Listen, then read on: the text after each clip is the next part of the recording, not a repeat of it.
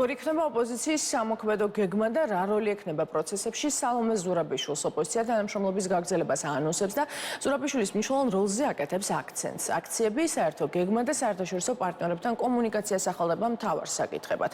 ოპოზიციონერი ლიდერები ერთადერთ ლეგიტიმურ პერსონად ქვეყანაში სწორედ სალომე ზურაბიშვილს ასახელებენ. მართლ გუნდში კი დარწმუნებულები არიან, რომ ოპოზიციის გეგმები მხოლოდ ქვეყნის არევას ემსახურება და მიაჩნიათ, რომ სწორედ სალომე ზურაბიშვილი იქნება ოპოზიციაში ურთიერთდაპირისპირების მიზეზი. როგორც გუშინ გამართულ პრესკონფერენციაზე სალომე ზურაბიშვილმა განაცხადა, ის აქტიურად მუშაობს როგორც ქვეყნის გარეთ პარტნიორებთან, ისე პროტესტის მონაწილეებთან ერთად ქართული ოცნების ხელისუფლების არაღიარების და ხელახალი არჩევნების დასანიშნად. მისივე თქმით, უახლოეს დღეებში მზად იქნება დოკუმენტი, რომელშიც ხელახალი არჩევნების ჩატარების გეგმა უნდა იყოს გაწერილი.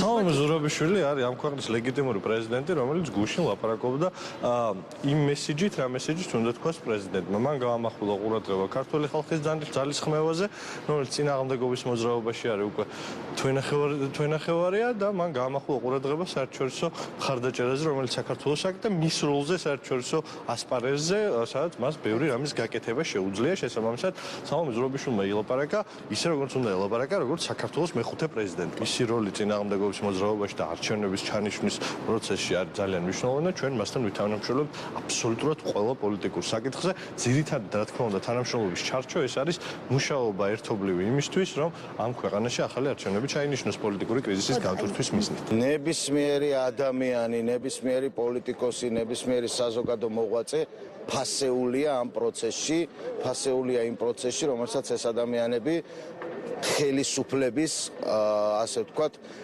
გამოაშკარავებისთვის, მათი ქმედების გამოაშკარავებისთვის მოქმედებენ და ვფიქრობ, რომ ის ფასეულობა თითოეული ადამიანისა საერთო ჯამში მოიტანს წარმატებას და გამარჯვებას ქართველი ხალხისას. ზურაბიშვილი ყოფილიყო ევროპის რომელიმე სახელმწიფოს პრეზიდენტი და მისი ვადის ამოწყობის შემდეგ ასეთი განცხადებები გაეკეთებინა, მას როგორც სახელმწიფო გადატრიალების ცდილობისათვის უკვე დააკავებდნენ.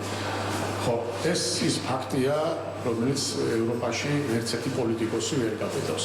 მაგრამ მას აი დასავლეთიდან გარკვეული ძალები აგვიარდებენ, რომ გააკეთე ეს განცხადებები. საქართველოზე შური გვაქვს საძიებელი და ამიტომ ეს ხარ ეხლა ის ასე ვთქვათ გამოსაყენებელი პაიკი, რომელიც ამ ასე ვთქვათ საქართველოს წინააღმდეგ ბრძოლაში უნდა გამოგიყენოთ. იყენებენ და აყენებინებს თავს. სამწუხაროა, რომ არიან ქართველები, რომელსაც შეუძლია თავის სამშობლოს ასე გაწივა. მისი ფასი გამომდინარე აქედან ძალიან ხანმოკლეა და არანაირი კონკრეტული ეფექტის მომტანი არ იქნება.